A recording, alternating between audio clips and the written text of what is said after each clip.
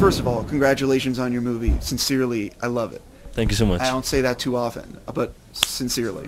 Jumping into that, actually, while we're here, your film premiered at, I believe, TIFF. Yeah.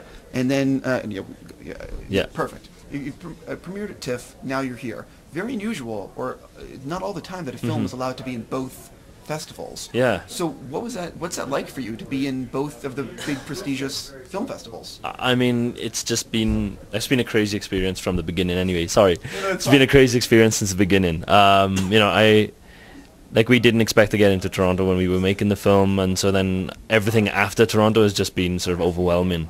So to get in at Sundance as well, I mean, you know, I've grown up watching, you know, films all throughout my life and kind of dreaming about this idea of like what it would be like to have a career in film, and to kind of be a part of these festivals is just blown my mind. So yeah, it's quite the experience. Well, what's it been like for you? Because I have not read one bad word on this movie. Like, it's universal praise. For you, it has to be just crazy, just the reaction to the movie. Yeah, it's kind of surprised us a lot, because like me and my producer, we finished the film like 1 week before Toronto. So like we were doing the last final mastering just like 1 week before I was about to go and fly out. And yeah, we were so sort of like into the whole process of making it that we were just kind of very sort of skeptical, very pessimistic, and you know, our approach was like, well, okay, maybe we'll get 1 or 2 decent reviews that we can pull a quote from and use on the poster. That's all we kind of hoped for before Toronto.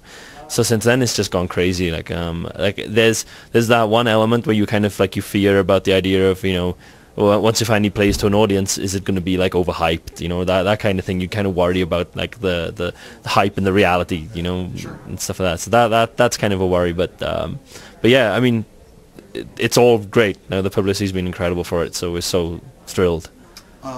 For you, was it hard to get the project off the ground? Talk about getting the money to make it.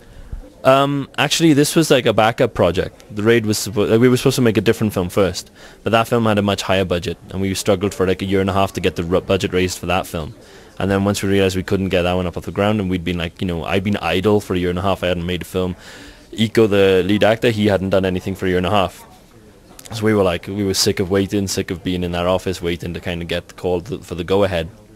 So I just said, look, I can do the Raid for like, you know, like $1.1 million, and we could raise that much faster than we could kind of bankroll that almost immediately. So yeah, it's a weird thing in a way that, you know, there was the film before that was the one that screwed us up with the time. But yeah, for the Raid, it was a process of we put up half the money ourselves, and then another half came from like a private investor. What happened was, like, a lot of investors in Indonesia, they were interested to put like X amount of money, but only if it was, you know, like 50% of the budget.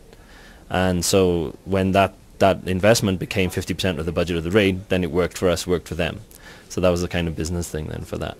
I think all of those people are going to land on their feet. I hope so, yeah. It was just one guy as well, so yeah, he's going to be happy now. So I was going to say, you need to be ecstatic. Talk a little bit about when this project when you first get the script together and you're first coming up with the idea, you have the idea. Then you cast people, you're on location, things change, and then you are editing. How close to what is getting released, to what people are watching, how close is that to what you originally set out to make? When it comes to drama, obviously that can change and shift along, you know, because it's dependent on the performance of all of the sort of, you know, the actors. You know, you don't know how they're going to interpret the script. You know, each day is a different battle. Each day has like lots of different compromises. But when it comes to like the martial arts stuff or the action scenes, we do a lot of previs. Like we plan it, like, you know, intricately then when we're in pre-production. So me, Iko, and Yayan. Yayan plays like Mad Dog, the guy with the long hair. He's we all work together. 3 of us work together for like 3 months, and we just spend that 3 months designing all of the fight scenes. But then not just designing like what happens in them, but we also do like a previs video storyboard. So I'll take like a handy cam and then I'll just film them, and we'll kind of work every single shot, every single edit. So we kind of already have like this sort of low budget version of that fight scene mapped out clearly. So then we have that then in sort of like Final Cut Pro, and we take that project with us on set. And then we're basically just replacing all of those shots. So we're replacing the previous shots with the production shots. So we kind of follow it. Like it's usually around about like 90-95% the same. The only difference being, instead of it being crash mats and, you know, the office, it's the building and people having their heads smashed into walls. Well, I mean, obviously, one of the things that people are raving about myself is the action sequences in your movie are fucking awesome. So, but you mentioned the 3 months of pre-production. If I'm not mistaken, and this is jumping off to something else, I heard you are gonna. Is this film part of a trilogy, or is it not? Or am I mistaken about this? Yeah, we're planning to do it as a trilogy. So I'm working on a sequel now. So I've been developing the script for that. Basically, you remember I told you earlier about there was a film that we tried to get up off the ground and we couldn't get it done. While I was developing The Raid, I was looking at ways to kind of like link those two scripts together because we'd done all this choreo on that first film. We were like ready to go. We just needed the finance to pull the trigger on it. And because I didn't want to kind of just abandon that project, I started to look at ways we could link the two together. And so the one problem I had with that original script was that the lead role didn't have an interesting enough backstory. And so as I was thinking about it, I thought, well, if I make this a continuation of the story from The Raid, it'll work much better. And then it kind of add more ideas and add more different elements to it. So it's actually going to be the sequel to The Raid. So we're in a position now where we can finance that movie, which is great. So yeah, it's a big relief now. So that's been like, for 3 years, that's been like the itch I couldn't scratch, So I'm dying to kind of get stuck in and do that film next. But that'll be part 2. Part 3 further down the line, a lot further down the line then. So how much has changed in the script? First of all, does it have a title? Second of all, how much has changed in that to sort of map it in and make it part of the DNA of The Raid? Well, the good thing is that the standalone story from the previous one, it kind of had this weird balance where it could work as an undercover cop, or it could work as a sort of like an ordinary guy that finds himself in extraordinary circumstances. So in terms of like what we had to change, is about 15 to 20% of the script. So it wasn't too much that needed to change. The difficulty with doing that script is that like I've got a pre-written story already. I've got a pre-written script with all different lines of dialogue and different characters that kind of like hint at different people in different circles of the world that we're in. And so every time I do like a rewrite, or if I do something new, if I add a new scene and a new piece of dialogue which hints at somebody, I have to go back and check 85 pages of that script to make sure that it doesn't contradict with anything said later on. So every time I write like a line of dialogue which is kind of like a new plot development or a new character, I'm sort of frantically checking to make sure that it still makes sense, it still works. So that's been the hardest part of it actually. Does it have a title? Title at the moment we've been working on is called BERANDAL. That's Indonesian for like thug or delinquent, but we're going to change that title, I think. We've got to find something else, but I kind of hoping not The Raid 2, because it doesn't fit this time. Because for the sequel, we're not doing something contained in one building. We're taking the story out. So everything that was scary and sort of, intimidating about the boss in that building is like small fry compared to what we deal with in the sequel then. Now, obviously, how has the success, how has the success of The Raid with the reviews and people being so enthusiastic maybe impacted the money, the budget of this sequel, the second film? And do you sort of feel like you only want to take so much money so that way you have more creative freedom? Because obviously more money equals more people in the pot stirring it up. Yeah, you mean in terms of like the sequel, it was at a certain budget level, and I think we've increased like a little bit up from that, but not too much. Like we're not talking a major amount. Like the first movie, The Raid, was like 1.1, and I'm looking to do the second one at about like maybe 3. So still not a huge, like compared to like budgets in the US, it's nothing, it's peanuts. But in Indonesia, we can use that and spread that out pretty good. So, but the difference is that we shot The Raid for that budget because we kept everything indoors, we kept everything contained. And it was kind of easier to kind of do that. For the sequel, then we've got like on my first movie, I kind of wanted to play around with how to do martial arts scenes. Second movie, I wanted to include like gunplay and martial arts again. That was like The Raid. And the third one now for the sequel, I want to bring car chase elements to it as well. So we have like a cool sort of fight scene where it's Eco inside a car fighting against 4 people as it's speeding along a motorway. So we're trying to figure out now how the fuck we're going to shoot that. So that's going to be a fun one. That's crazy. Yeah. What are you a fan? Are you doing film, digital, and why? I've always shot digital. It's not been a sort of it's not been a sort of conscious choice of like I don't like film or I don't like digital. It's never been that thing. It's more down to the fact that it's kind of more cost effective for us when we're doing these martial arts films, because we do take after take after take for every single one of those little shots we do in the fight scenes. And to have to have that with film stock would cost us too much. There's a shot in one of the fights where it's just a very simple exchange. It's just like an elbow to the back of the leg and a knee to the face, over in less than a second. Took us 40 takes to do it. And you know, that'll cost a lot of money then if it's film, and we're doing that every single day, almost every single shot. We never get a shot usually in anything less than about 10, 12 takes. So that gets tiring.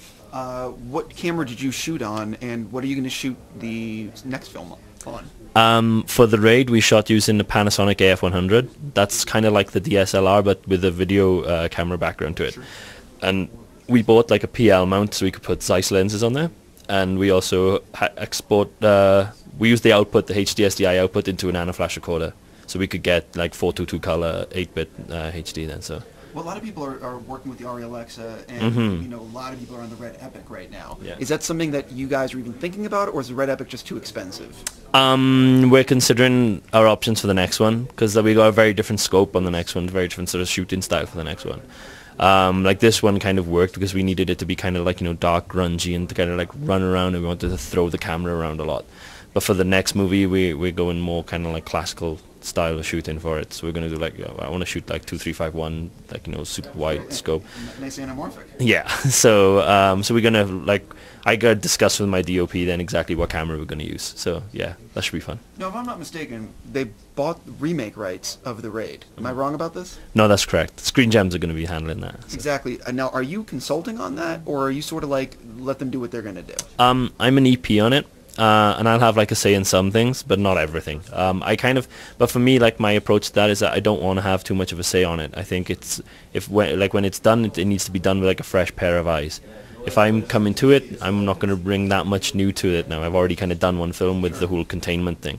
It's better to have a new director that's going to see it and see, you know, where can they take it in a different avenue. And you know, it's a streamlined storyline anyway.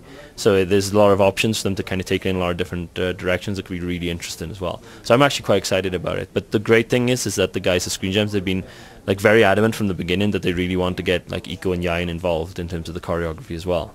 So my guys will go out there to kind of help them and with some of the action scene stuff as well. So that's really great because it gives them another platform to kind of showcase their work as well.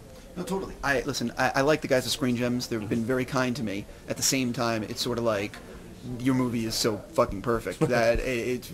My question, though, is when they bought the remake rights, did they buy the remake rights of sequels and prequels, or just the Raid?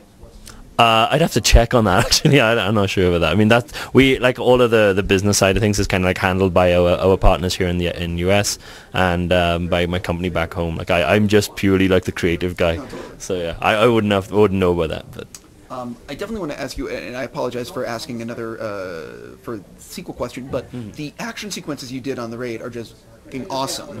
And I'm curious, like, do you feel sort of a little bit of a pressure to sort of like beat yourself, because you know what I mean? Like some of the sequences you did are just amazing, and there's that level of, you know, people might expect now.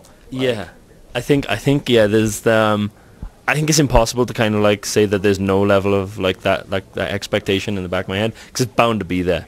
But it was like that when we were shooting the film too, you know, because we were halfway through shooting when we started selling the film in Cannes Film Market, and when we found out that Sony picked it up, I still had like about a month worth of shooting left. And so then, you know, it was one of those things where I kind of had to keep shutting it out of the back of my mind, thinking, you know, oh, studios picked this up. And you have to kind of shut that out, and you're like, you know, just keep doing, just keep following wherever your instincts are, wherever your gut tells you. And I think, you know, it's like one of those things where we're always going to push and strive to kind of make everything we do like that, like, better than the previous film. So we are looking to make it like 10 times as big and 10 times more exciting in terms of the action choreography and what we do on screen. But I think... yeah, I just make these films to be the films that I'd love to watch myself, and that's the only answer for it. If I'm doing a film where I don't love it and I don't feel like a strong connection to it, or it's not the film that I'd go and watch, then I'm not the right person to make it then. So hopefully, yeah, we can meet those expectations head on in the next one. I know I have to wrap with you, but real quick, the movie, The Raid, the original film, the one you just made, is coming out, I want to say March 23rd. Yeah, March 23rd, yeah. In LA and New York is what I saw in an email. How wide of a release do you get to do on your film? And is it one of these like platforms that it might just be those cities, see how it does, and expand? Well, I think like the sort of the details of the release, it hasn't been sort of like fully finalized yet. But the idea is to kind of go like limited for the first weekend, and then like, you know, word of mouth spread, and then start to go wider, you know, for the following week then. So yeah. Are you going to get out there and do like any sort of Q&As? Are you going to be busy doing other stuff, or? I think I'm coming back out here in the beginning of March to do some promo stuff and some like press things and like do a couple of screenings maybe. But then I gotta head back to Indonesia then, because we're actually going day and date with the US. So we get to have the sort of privilege of being able to say it's the first Indonesian film to go day and date with the US, you know? That's really So that's something that we're gonna like use in our marketing materials then. But yeah, hopefully the audience back home will kind of appreciate it as well. I'm really excited to see how they respond to the film too. I have to wrap with you. I'm going to say thank you so much, congratulations, and look forward to everything in the future. Thank